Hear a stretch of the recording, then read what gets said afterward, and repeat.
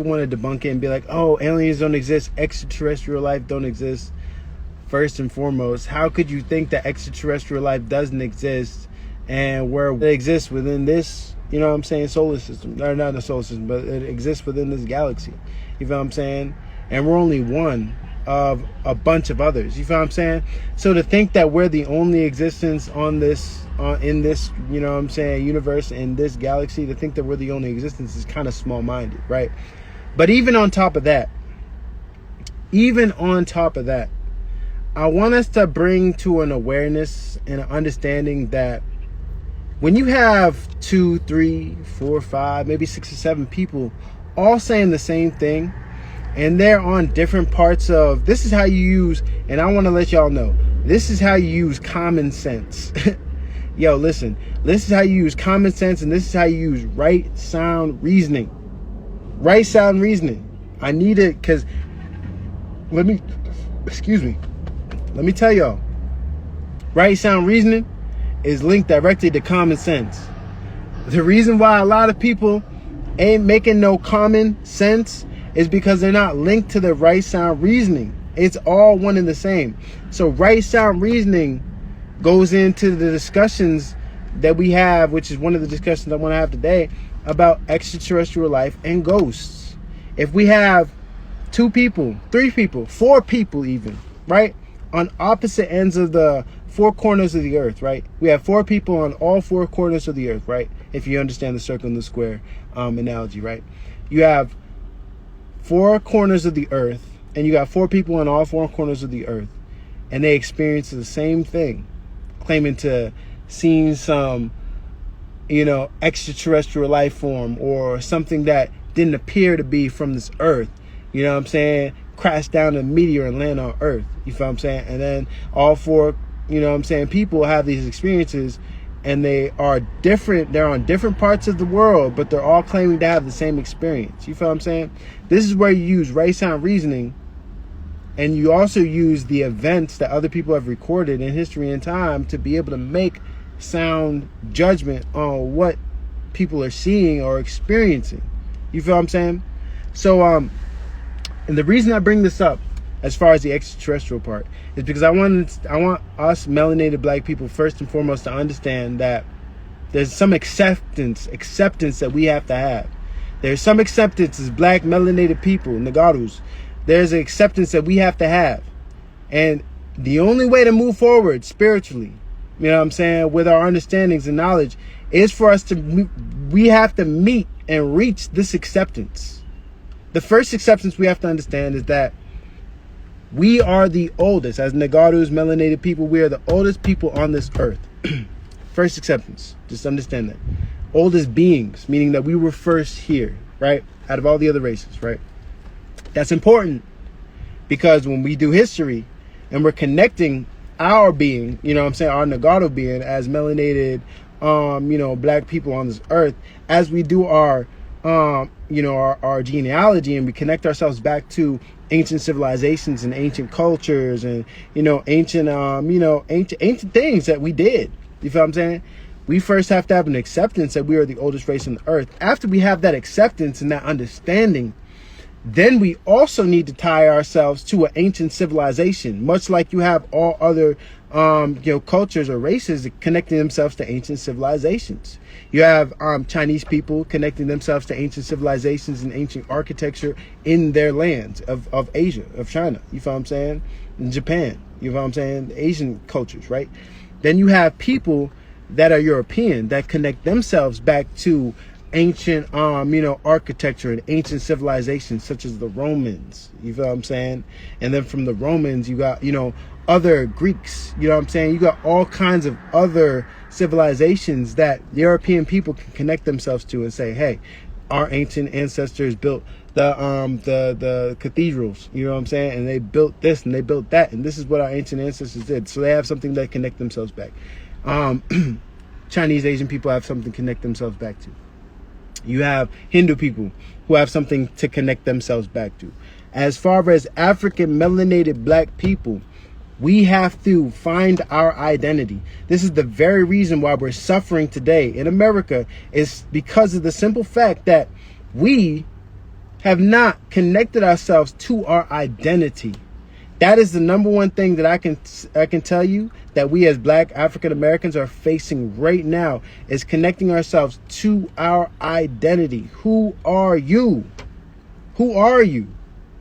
Someone asks me who I am, I have to give them an answer. But to tell you the truth, if I'm coming from a American indoctrinated European mind state, I have absolutely no idea who I am. You feel what I'm saying? I don't. I could say that I was a slave at one point in time.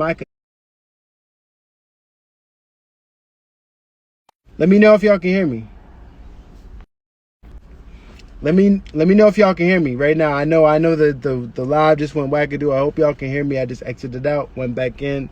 Hope y'all can hear me. But listen, I could say this, that, and the third, but the reality is I actually have no idea who I am. If I'm coming from an American, Western, colonized state of mind. Can you?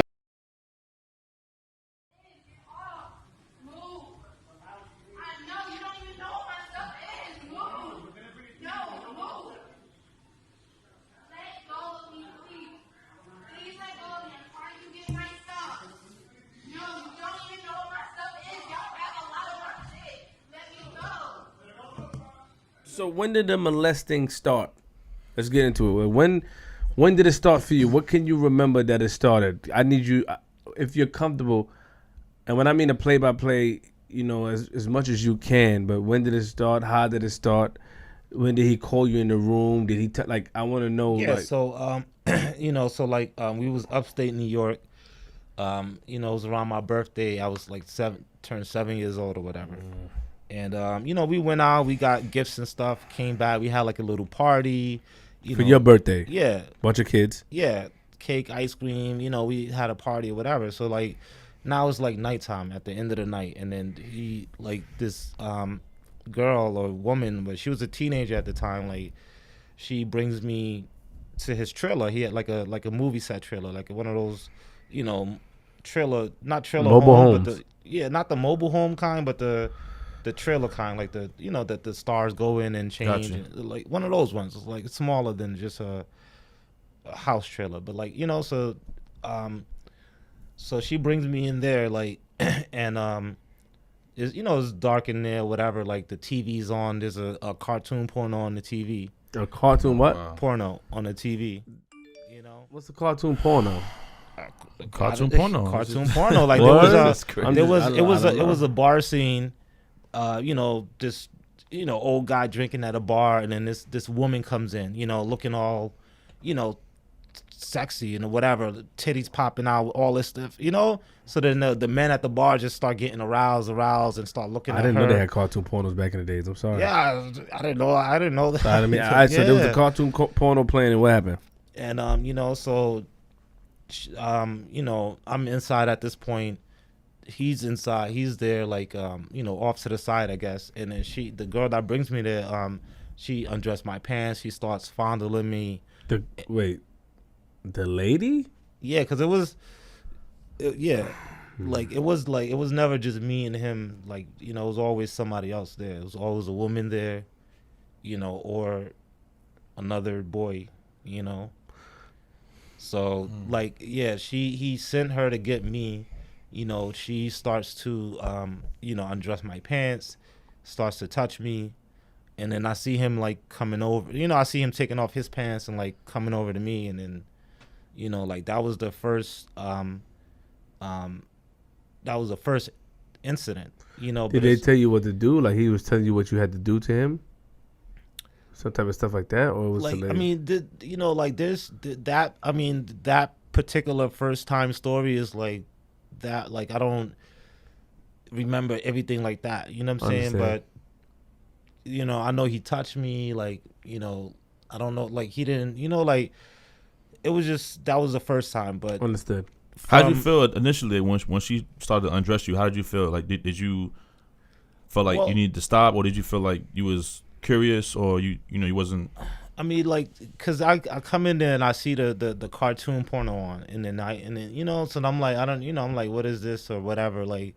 Then she starts to, like, you know, play with me, like she takes my pants down, starts to play with me. I think she like gives me head or something. Like she's doing whatever she's doing down there, you know. And then I'm like, you know, like I'm like, oh, the guy's getting horny in the TV, and she's doing this right now, and this is feeling like, you know, like. So it was just, it was new to, I'd never been through nothing like that. Like, it was new. Like, I didn't. Yeah, you were 7, so I mean, it couldn't. It had to be the first, you know. Yeah, and then, you know, like they even have like grooming, like, you know, sometimes they'll have like some of the older girls like show us like, you know, what private parts are and stuff like that. Like, you know, it's a lot, you know, but like. Be straight up. So that was the first time. You don't really. The first time is really not clear in your mind. Oh no, it's clear in my mind. It just, as far as something sensitive you don't want to talk about. No. As far as did he, you know, have me, like what he had me doing or not doing like that. You know, I remember things that I've, you know, but just for that particular time, like I can't say if he's, what, you know, I remember. Okay, that day. Okay. Yeah, that particular day when it. That's but just when, to when, say when, when it first when did started. it get? When did okay? That was when did it get? When did it get? And I'm gonna try to be as sensitive as I can. You know, shout out to my man, Hassan Campbell. You know what I mean? He guided us. When I mean guided us, he explained to us what goes on, and you know, privately he did, and on camera he did. So I'm trying to be as sensitive as I can, but I'm, you know, whatever you're comfortable with sharing with us, we with you. You know what I'm saying? We ain't here to make fun of you. Yeah, we so, definitely want to know. You know, so, whatever you comfortable with. Don't say anything that you're not comfortable with. But I want to, you know, I mean, well, so how like, far did it go? Well, it you know, like he, like, okay, he made me give him oral sex. You know, he's giving me oral sex. You know, with the woman there, you know, I had sex with the woman. She gave me oral sex. But, you know, like, so he, you know, he made me touch it with my hand. He touched my privates with his hand. He kissed me on the mouth one time. You know, he, you know, he like got me to, he made me penetrate. He got me to penetrate him. Like, he tried to get me to fuck him in the ass. Like, you know. He tried to fuck me in the ass, you know, like, and you know, I don't like, and then, you know, sometimes it's like another boy there, or you know, so like now it's I'm doing stuff with the other boy, the other boy is doing stuff to him, you know. What was the most people in the room at one time? Would just be like 4 people would be the most. Okay. The most, like, and that when you say he made you try to penetrate him, you was unsuccessful due to, you know, because you wasn't in that, like. Yeah, you know, well, not trying like, to. I know he tried to penetrate me, like. Nah, I don't want to know that like, part. Yeah, he basically like, I mean, because I said try, like, because I you know, like, it wasn't like a, you know, it wasn't a full penetration. Yeah, it was. Yeah, it wasn't like it wasn't. It was a tried thing. You don't like, you don't mind us saying pause, right? Because we. No, yeah, you can say whatever you want. Well, no, I'm just saying I hope you don't, because if we say pause, people be like, yo, you joking around. I could take it, man. I could take. Yeah, do you feel we joking around though? Do you feel that? Nah. Oh, okay, good. Not at all. Like, I don't. You know, like. I'm doing this because it has to be done. Like, no, I understand. No. But the point of the matter is not. I appreciate you doing this. I appreciate you helping the people out, not being like the homeboy that oh man, you know, that you know decided not to speak about it. We know who he is. You know what I'm saying? You know what I'm talking about. We can get to that later. But I appreciate it. But what I'm saying, I don't want to make you feel uncomfortable or make you feel like, because a lot of people, when you read a lot of comments, they be like, yo, you making fun or you doing this. I don't want that to come off. I don't want you, I want you to say how you feel. So if I ask you these questions, I don't want you, you watching my videos before. Yeah. So I'm dead serious. So I just want to make sure you're comfortable. Yeah, that's my main objective. Yeah, all right, good, cool. Yeah, so just, I don't know. I mean, I guess I don't really talk like that, you know, like. No, I got you. Now I see it. I see. Kinda, yeah. I know. It's kind of like, it's kind of graphic for me, man. I can't. Yeah, because if I say like I penetrated him, like I don't know, like somebody might just picture this continuous motion, but it was like a you know, it's like it wasn't as grace, like, you know, he like it was a, you know, it happened, you know, like he got penetrated, but it wasn't like a, you know, Friction. I yeah, get. I get what you're saying. So when did it? How long is this going for? All right, so basically, like for 7 years for me, like basically up until I left, you know. So that's the thing is like, you know, that's why I said the first incident, like the stuff that I particularly couldn't remember I know I saw him coming towards me, and you know, like touch me or whatever, like, but from the first incident to the last incident, like there's been different, you know, times, like different, you know, one time it could have happened like a few times a year, or 5 or 6 times a year, like, you know, Right. sometimes it could have been, you know, twice in 1 week, or once every 2 weeks or something, or like, you know, so there's been, you know, this throughout the years that I've been there, like, you know, because there was other people that was being molested too, and then on top of that, this is just the regular wives that he have, or the regular women that he would have sex with, you know. So it wasn't like an everyday thing. Like people would expect, like, oh, how could he do everything that he was doing and still do this? Like, because he wrote so many books and he did, so, you know, taught so many classes, and where did he have the time to do this? You know, Right. so like. But what was you feeling at the time? Like, because, you know, it wasn't only one time it happened. So each time, you know, he called you back in the room, or someone escorted you over there, like, what was you feeling when you was on your way back to his room or trailer park, or what, you know, like, was it like, yo, I'm not going there again, or was it like, okay, it's not that bad, or, you know? Yeah, I mean, so by the time we got to upstate New York, we was pretty much secluded from the world. Like we never left the place, like, unless we had a doctor appointment. Like we never left that place unless it was your birthday or something. You Right. went out and got gifts. You know, we was just there, stuck there. So it's like, and then from happening at a young age, and then the person is your father. You know what I'm saying? And then, you know, like he's this religious leader, and then it's just like, I think for me that I just kind of created a mechanism to cope with it, like my own, like a defense mechanism, but something to deal with it and cope with it. And then like just him being my dad, and then like the whole Nuwaubian movement, or the whole you know, just, you know, like it's like a like you're under